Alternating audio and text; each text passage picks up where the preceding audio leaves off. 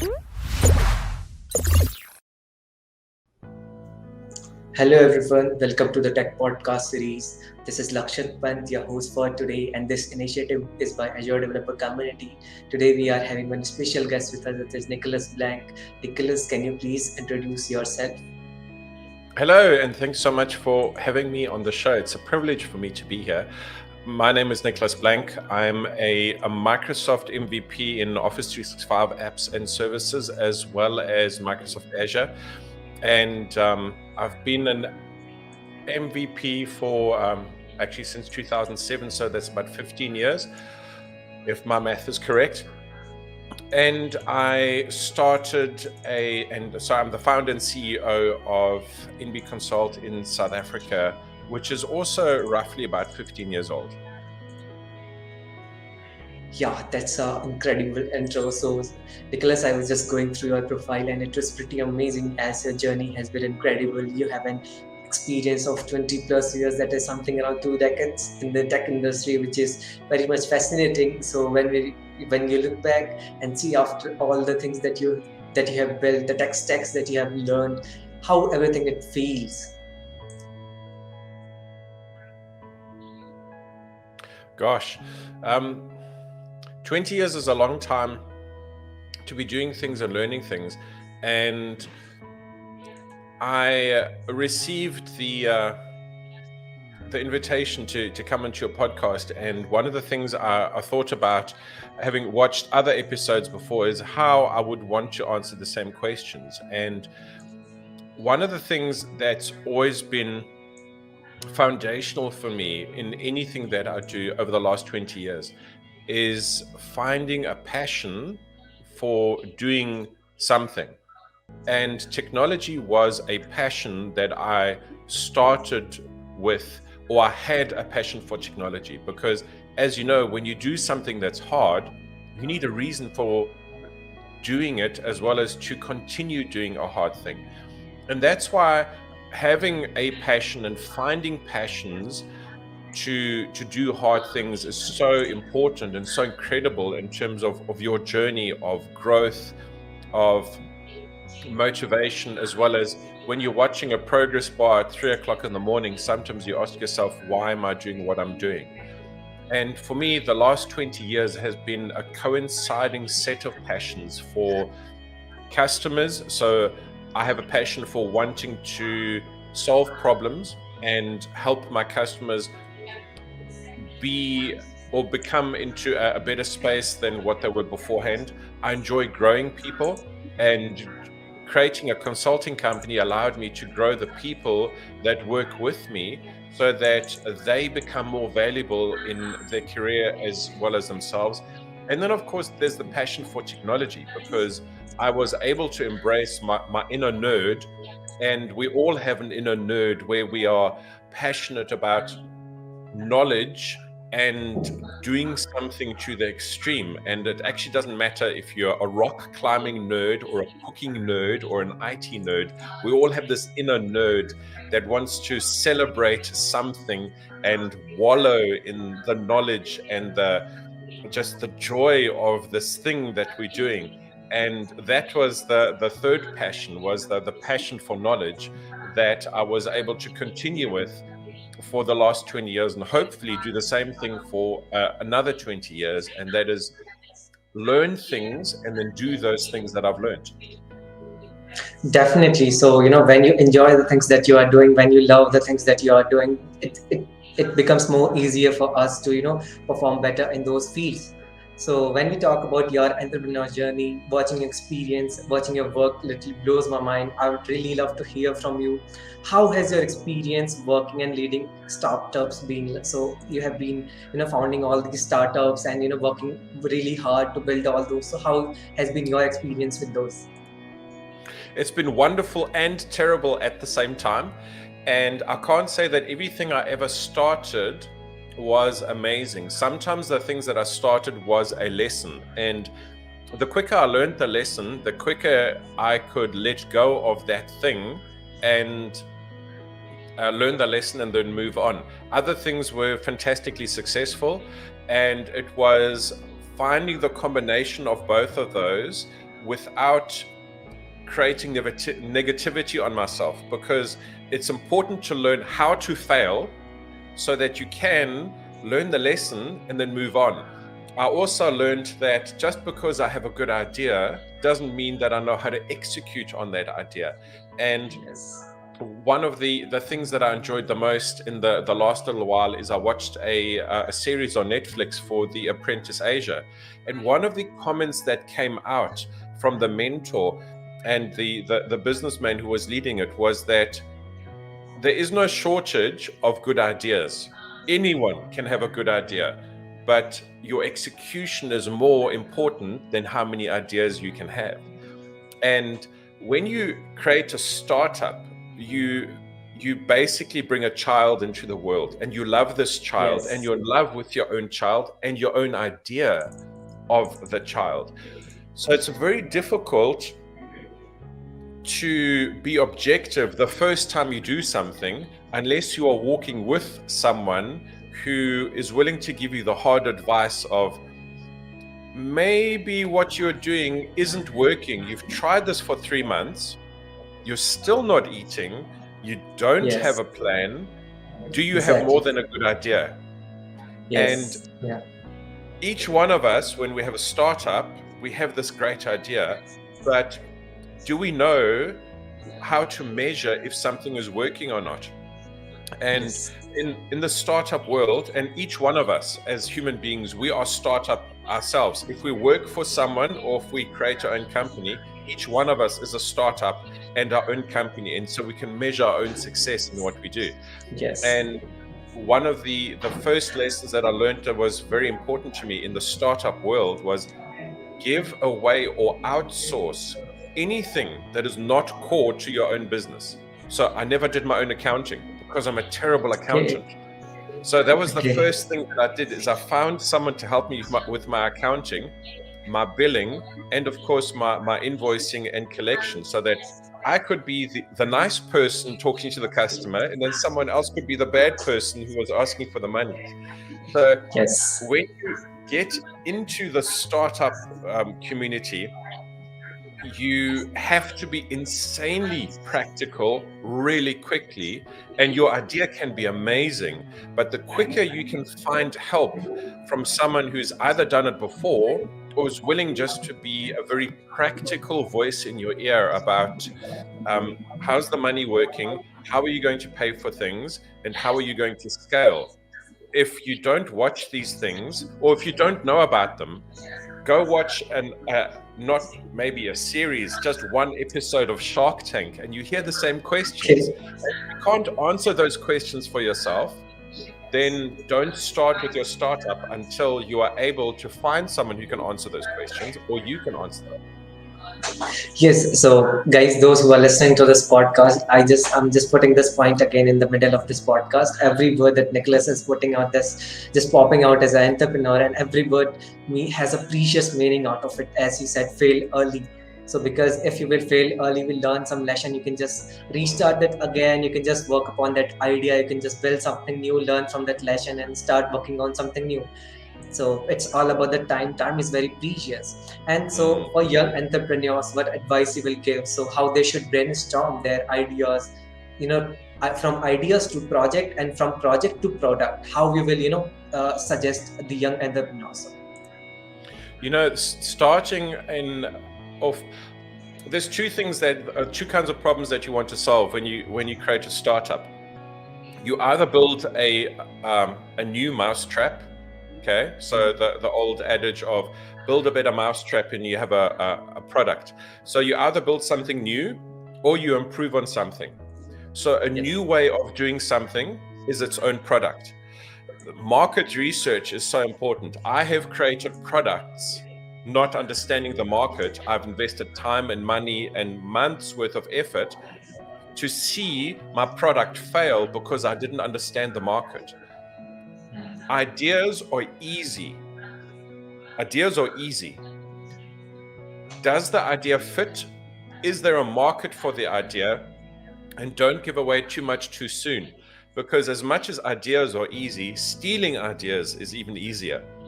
So when you have an idea, it's really important to do the market research to see, can your product work and who is willing to pay for your product? If your parents who are not technical can't understand your idea, you have a problem. So human beings need to understand what is the value that you want to bring, because normal human beings at some stage will either be benefiting from your idea or buying your idea. So the first thing is, of course, you need the idea. You need to know if the idea works. The next thing is funding. And funding is easier than it sounds, because funding, we all, from a startup point of view, we like money to fall from heaven. And that can happen in the form of angel investors, having someone invest in your idea. But early investment means that you lose control really early too. So if you have a brilliant idea and you've done your market research and you're passionate about your idea, I would say work 2 jobs, work 3 jobs, do whatever you can so you have enough money to start and launch your own idea. Because it's like people who pay for their own university studies. They're very motivated to pass university. When your parents pay for you, what's the motivation? Now, if it's your own money that you're putting into your startup, as opposed to the bank's money, your uncle's money, or someone who's given you money and buying into your business, every time you accept money, you lose control. If you have your own money, you keep control. And then once you have a product and you're convinced you have a market, you know how to fund it, the next thing is marketing. Marketing, don't reinvent the wheel. Get someone by marketing to help you go to the markets that you've researched that make sense. So if it's a consumer product, there's a lot of things that you can do online for zero money or a little money. A/B testing, keywords, keyword searches, and even standing up a website to see which fits A or B. Again, A/B testing, that's easy. In the B2B world, it's understanding your market, which was step 1, and then partnering with a marketing agency. Of course, they need to be cheap enough for you to do what you need to do, and allow them to take you to market. So you, as your startup, can work on version 1.5, version 2 of your product, while your product starts penetrating the market and then selling. Yes, so setting up the parameters really helps a lot, so that you can just track your progress. And you may be the smartest person in the room, but it doesn't mean your every idea could lead to the Fortune 500. You just have to think what is your target audience. You have to figure it out. You have to do a lots of research. You have to, if you are not able to, you have at some point of time, what I precisely think is you have to bring some people in also, so that they can also brainstorm if this idea is right or not, if this could be the perfect fit or not. And as you have mentioned about if you can't convince your parents about some idea, then you are somewhere you are lagging. Definitely, that's a very important point you have to focus on. So yes, now talking about now this is going to be my really personal question. So I'm very curious about you, what it's like to run all these tech startup as an entrepreneur, and how do you spend your day? So what you don't see in front of me is I have a very large version of my calendar. So I run a full screen TV, which has got all of the calendars that I own in front of me, so that I can look up and I can manage my glance at any point or I can see what I'm supposed to be doing, like this podcast, at any point in time. So what I do on a Sunday is I plan what is important to me for the week. I would have known through the end of the week what are the things that I need to pay attention to, and I'm surrounded by whiteboards because I'm a visual person. And what's important is that every person has to find the way that works for them to organize themselves. So I work with the major themes on my whiteboard, and each one of those I then categorize into, if it's strategy for a company, sales, market, people growth, capacity planning. And then I look at my personal goals. So I need to go to the gym, I need to do running, and I build my calendar for the week or the month on the weekend, so that when I'm doing my work on a Monday or Tuesday or Wednesday, and another request comes in for my time, I can decide, is this more important than what I'm doing, or can I say no? And saying no is a muscle that needs to become strong really early, because Yes, otherwise definitely. you'll be working 20-hour days. And I used to do that. And my wife, my children, they never used to see me. I would come home, I would eat, and I would do email until used to go sleep, and then I used to wake up and do the same thing again. And then I was very tired, and eventually nothing worked. So the organization part, time management, and it sounds like I'm doing a lot of things, and I am, but I'm not doing them all at the same time.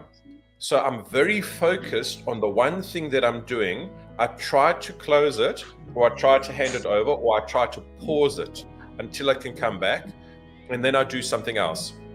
So when I'm at gym, I'm only at gym. And when I'm writing a document, I'm not doing email.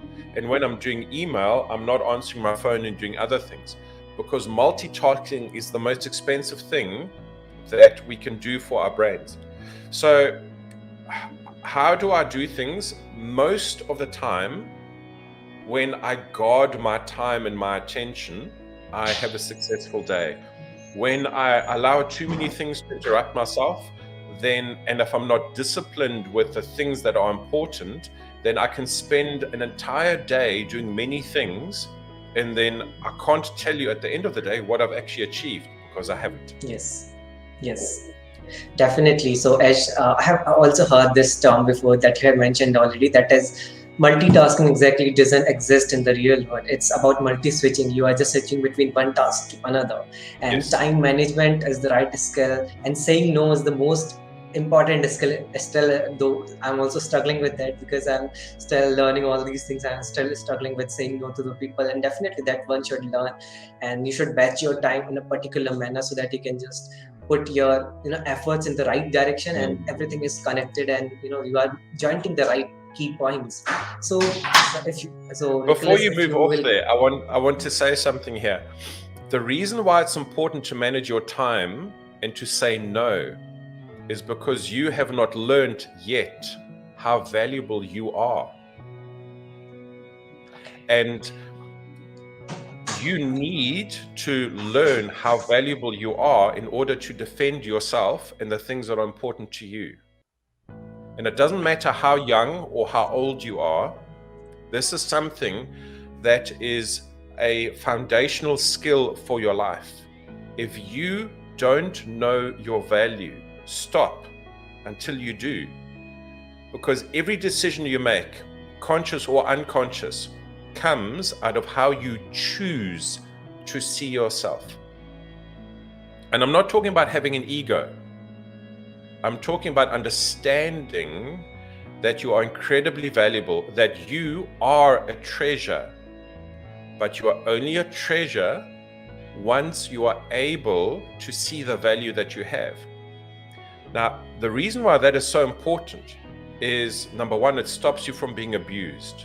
Number two, when you can see your own treasure, you can see the treasure in other people.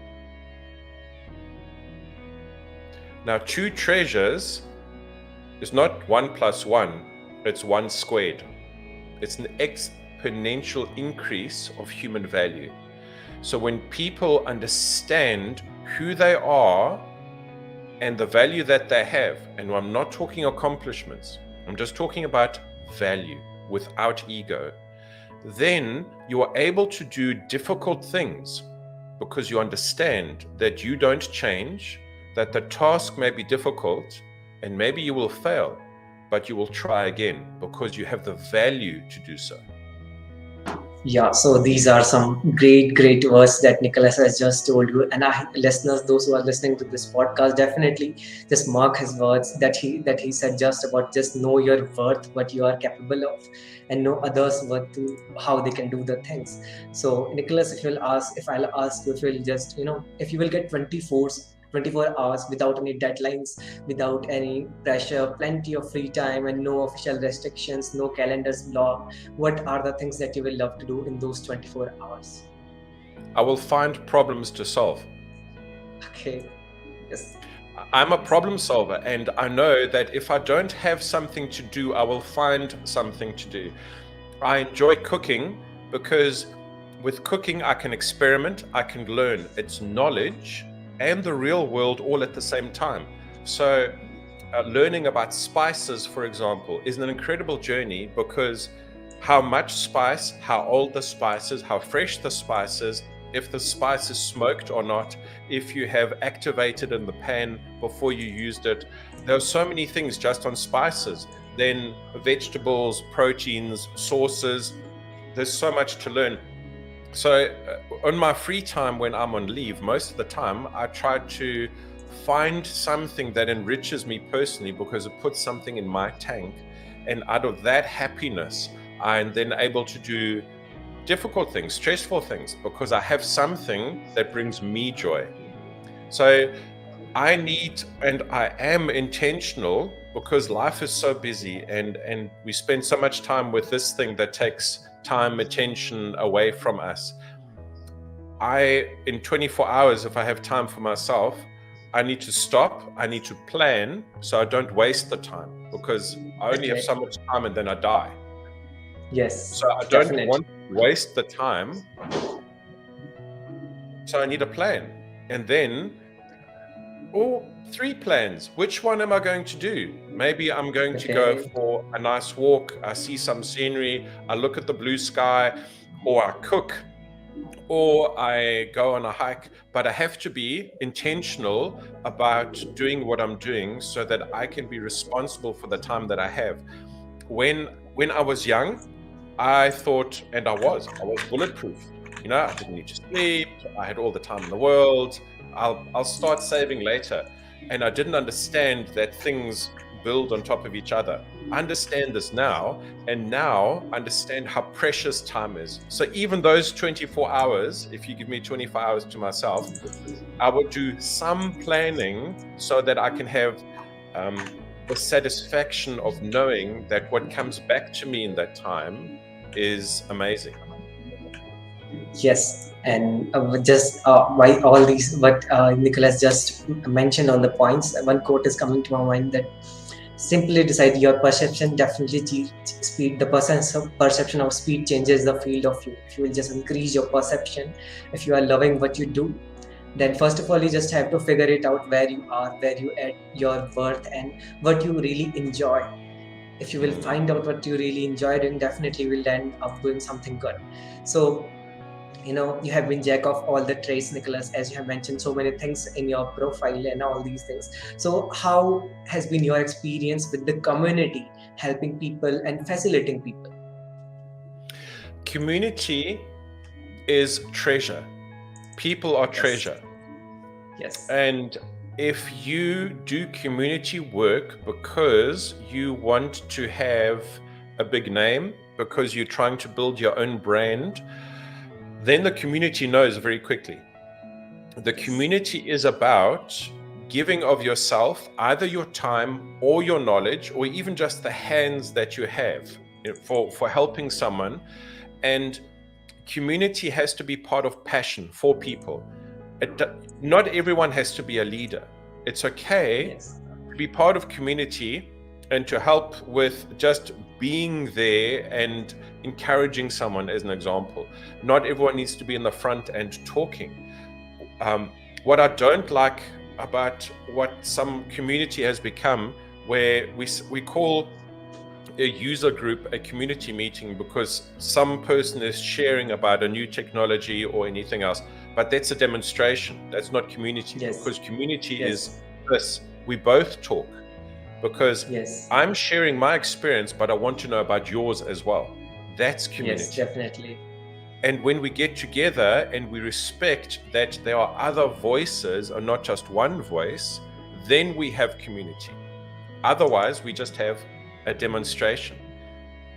I would suggest that if you want to do things in community, that you really understand the motivation of your own heart, at least so that you can be honest with yourself before you do community, because people will see your heart even though you think you can hide it. And I, in my early days, started writing and giving knowledge away, and then I got really excited because I got all these clicks on my articles, and I started writing articles for clicks and views.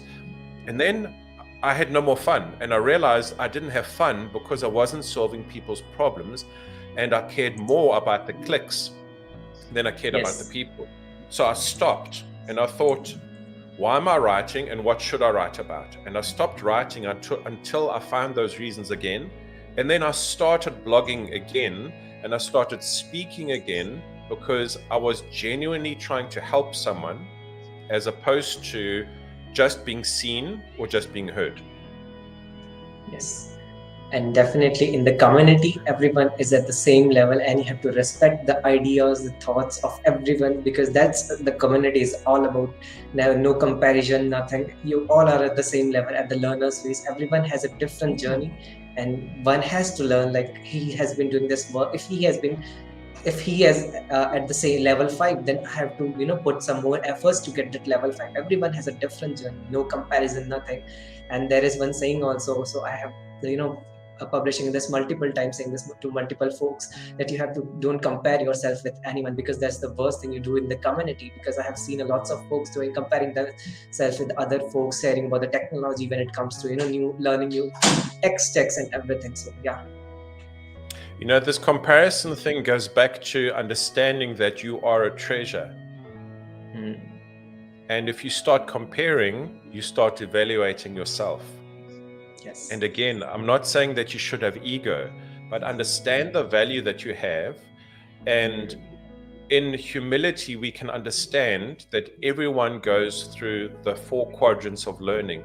And if I don't know that I don't know, and then I start learning what I don't know, that in itself is a huge jump.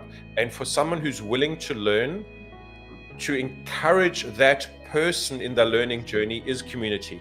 And it doesn't matter how much more you know, or even if you're just willing to help that person learn while you're both learning together. That, again, is community. Yes, definitely. And the word that you have mentioned about, when you talk about comparison, you just start evaluating yourself. You just the word treasure, that you are worth of something, that blows your mind. You don't realize that you are worthy of something and something doing something. And there is one quote also, it's not so I'm not what I think I am, I'm not what you think I am what I think you think I am. So it's something like, then you try to be someone else, you try to change your perception of being someone else, and that's the first part you can do in the community. And what Nicholas has mentioned, know your worth and just put your efforts in. This is all about the community experiences. Now, talking a little about coming about to the technical stuff. So how did you realize, Nicholas, that cloud is something that can rule the future? And can you please throw some light on the Microsoft Exchange and Office 365 too? Like, it's a niche tech, and how beginners can make a healthy career out of it. So I am a Microsoft certified master in Exchange Server, which meant I spent 3 weeks in Redmond to become what's known as an Exchange Ranger, and that is the hardest thing that I did in my professional career. I made a massive investment on an on-premises technology that went to cloud. Okay. And so you can understand, I invested my life and my career in a deep specialization of this product that is now a service. Okay, got it. Yes. So then I needed to understand, well, what do I do with me, and what do I do with my knowledge? Yes. So Exchange became Exchange Online, and Exchange Online was the first product in Office 365 that made sense to take all this difficult stuff that we had on premises, servers, patching, storage, load balancers, client management, backups, and it goes to cloud and it just works and we don't care anymore. So then I needed to understand, well, what is my value? And my value was understanding the architectural concepts behind Exchange and then removing the product. taking the architectural understanding and then solving difficult problems in cloud as opposed to solving problems on premises. But also understanding that we talk about Exchange and Exchange hybrid, where you've got Exchange on premises and Exchange in the cloud at the same time, and there's communication between the two. The thing about cloud is we think we go to the cloud and then we're done, or we stay on premises and we don't move to the cloud because the cloud is evil. Well, cloud first is not a strategy. Being on premises only is not a strategy. Understanding what your requirements are to go to Office 365 or to any cloud is the more important thing. We may find that we go to cloud with Office 365 and we don't completely finish the move because there's a reason to. So we are in a state of hybrid, and we can stay in that state of hybrid for years, sometimes for a decade, because sometimes there are things that are better on premises than there are in cloud. But Exchange isn't one of them anymore unless you have a legal reason for email to stay on premises. So my journey to cloud is I followed Exchange into the cloud, and there are all these other technologies that we needed to understand. So Azure Active Directory instead of on-premises Active Directory.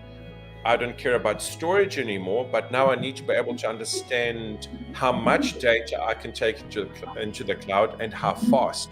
So migrations become a very important thing. We still are migrating people today. Okay. Gosh, decades along. And there's always going to be a space for migration.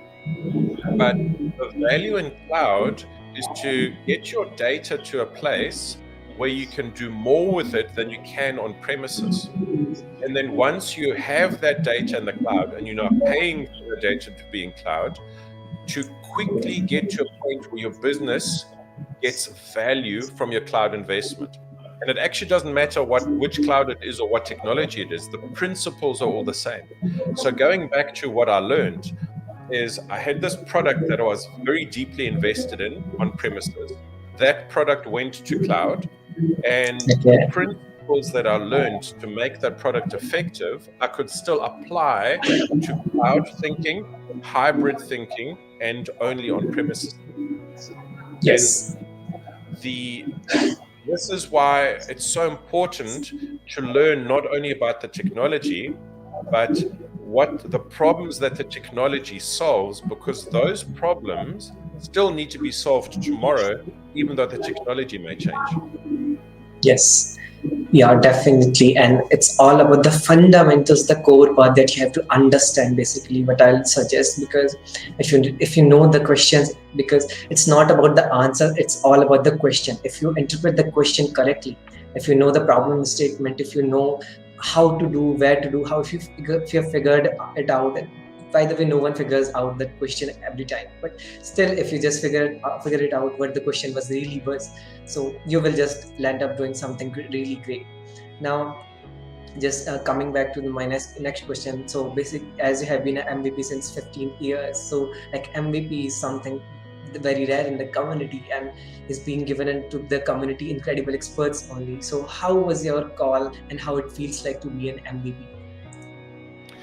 Every year, I have to re-earn the privilege of being an MVP and staying an MVP. So every year, I have to have that same honesty of why am I doing what I'm doing, and why am I doing what I'm doing, and what am I doing towards it. So that means I have to keep on learning, and I have to keep on giving. And that's been the same thing for 15 years. Am I learning and am I giving? And if those two come together, then I stay an MVP. And that's basically what an MVP is: someone who learns and someone who shares. And people who share for the sake of becoming an MVP don't stay MVPs for very long, because you can see their heart isn't there for community, it's not for people, it's there for themselves. And being an MVP is primarily around what are you doing for the community, and does Microsoft recognize you as an expert in your field? And if you have both of those, then you can be recognized to become an MVP. You don't write an exam and become an MVP. Microsoft recognizes you and the community recognizes you. And it sounds a little bit fuzzy because it is. Because otherwise, we would use MVPs as methods of saying, well, I'm an MVP, so I'm better than you. And Yes, that's exactly. what an MVP is about. An MVP is someone who's recognized because they know something, not because they're better as a human being than somebody else. And this coming back to community and why is all about what an MVP should be about. There are people who abuse the system and they don't last for very long, or the voices are heard as people who are just marketing themselves. As an MVP, I've had to reinvent myself a few years because the things that I did 15 years ago, I don't do now. I'm podcasting where previously I was writing, and somewhere in the middle I was on stage and I was speaking. That was before COVID. Then COVID started and ended, and now we are doing this, and this has become our stage. Yes. So it's about where's the market. I went from writing to podcasting, and I was able to learn because it's just knowledge, microphones and cameras, and it's a lot of fun. I had passion, fun, and I'm doing things that are fun and able to share what I'm able to do and do on a daily basis, and we both have fun because of it. Yes, and MVP is all about sharing what you have and the expertise that you have fielding. So Microsoft recognizes you an expert, then you become an MVP. But it doesn't mean that you are also, if you are an expert, it doesn't mean you can be an MVP too. You have to share what you have learned in the community, and we have already talked about the community a lot, like what community really means and what are the key factors about the community. We have really talked about that. Yes. Now, I guess we have touched about a lot more things. So, sir, Nicholas, you have an incredible experience in the software industry. So, I would really like to learn about. I would really curious about this question because, I got to lot more communities, lot more events, because in India the situation has been pretty normal. So we are organizing events, or offline events, meetups. So I get this question very frequent, like what skills should I learn right now to be the future ready? So I would love to ask this question from you. What should one learn who is just getting started with their technical journey? They should learn to be the future ready, to innovate. Future ready is a tough one. And I'm going to go back to, you need to start with a passion for doing something. My passion is solving problems. And it doesn't matter if I fix lawnmowers or if I run a consulting company. For me, the passion is always the same. Being future ready is understanding where the market is going and being relevant in your own market at the same time. So if I look at being a developer, I used to be a Clipper, DBase, Pascal, Turbo Pascal, Delphi developer. Somewhere before that, I did assembly language. And what was important in all of those was understanding what development is and what problems I was solving as a developer. And those skills don't go away irrespective of what you're doing. If you are a good programmer, do you want to become a software architect or do you want to move with technology? So being future-proof is a thing of deciding, do I want to move higher in the skill that I have? So going from programming to engineering to architecture as an example, or do I want to stay a programmer and then decide I'm a front-end person, a back-end person, a data person, and then look forward and understand where technology is going and understand that data, for example, went from centralized to decentralized to sharded. Where do I want to be in 5 years? And understand that my products will go there as well. The market will go there as well. So it's not like I need to wake up tomorrow morning and I'm lost and my skills are worthless. So if you have a technology road it's actually relatively easy to understand how to future-proof yourself if you want to. As a Yes. programmer, there are still COBOL programmers today that are very relevant. There's not many of Yes. them, but COBOL was something that we learned 20 years ago. It still works today. There's still assembly Yes. language programmers today. They are still relevant. The difference between technology and career comes back to who am I, what do I enjoy doing, and how do I combine the two? Okay. Sometimes Okay. we find if we go into this vertical thing, I go from programmer to the CEO of a company. That's two very different skills. Somewhere in the Yes. middle, you learn those skills, and then you find you have a passion for people, process, money, solving larger problems, but using the knowledge that I've gained as a programmer to now become technology literate, I become business literate, and I do something different. So future-proof is a difficult thing unless, again, you have a passion. And it sounds fuzzy, but it's meant to be. There is no one answer for this. Ultimately, you need to be desperately happy with what you're doing, or you shouldn't be doing it. Yes. Definitely. And you have to so just summarizing the things what Nicholas said is all about just figure out what you love to do and keep climbing the hills, because every time there is a bigger hill in confronting next to you. You just have to be progressive to be the future ready, and just if you enjoy what you are doing, then definitely you will keep updating yourself every day, because you will learn something from every. You can learn from anything, whatever you want. As Nicholas had mentioned earlier, he had learned a lot more things from cooking also. So these are the key aspects. Those who are saying like which is the best mode to learn, there is nothing could be the best mode. Everything you can learn from anything. So definitely. Yes. I want to throw something in here, and I apologize that I interrupt you, but one of the things that I thought of, again, when I was preparing for this interview was watching MasterChef.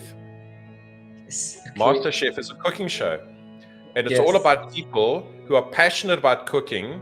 They're looking for an opportunity, but they are accountants, they are doctors, they are lawyers, they are housewives, they're moms, they're dads, they're grandparents, but they have a passion that they've always wanted to do, and now they're using MasterChef to find out, can I do this passion, or even I'm willing to invest in this thing. And they are there, and every single person I've ever heard talk about, why are you on MasterChef? And it doesn't matter if it's MasterChef Singapore or Australia or America or South Africa, all of them start with the same thing. I'm here because I love cooking, I love food, I have a passion for baking, whatever it is. That passion comes out again. And the thing about future proofing is I work with many people in my industry who change careers every 3 years, every 5 years, because technology moves. And you find that a project manager who does an SAP project, for example, can have that specialization of working with large complex systems and still managing people, as opposed to only being that one thing as a project manager. So IT is a wonderful place to be, because you have so many opportunities to try this thing, try something else, and at the same time, hopefully you're making some money, hopefully you're learning about yourself, and hopefully you're learning that there is no such thing anymore as one career in your lifetime. Yes. So just discover yourself as much as you can, and you will just reach to the different milestones that you have in your mind. So I would really love to, Nicholas. Thank you for Nicholas being here. It was lovely, great. It was really. So it's my pleasure to be here to record this podcast with you and hearing from you those words that you have just mentioned. Every single word, every second was really precious, because I learned a lot more things from you today. And this is all about the community, and this is how we share, this is how we learn. So guys, those who are listening to this podcast, I hope you enjoy this podcast and keep listening to our podcast, because we are coming up with lots of initiatives, lots of lots of these amazing persons who share their experiences from where you can learn, and you can just start your journey, and you can just upskill yourself every day. Thank you for the opportunity and thank you for your time. Yeah, thank you. Thank you.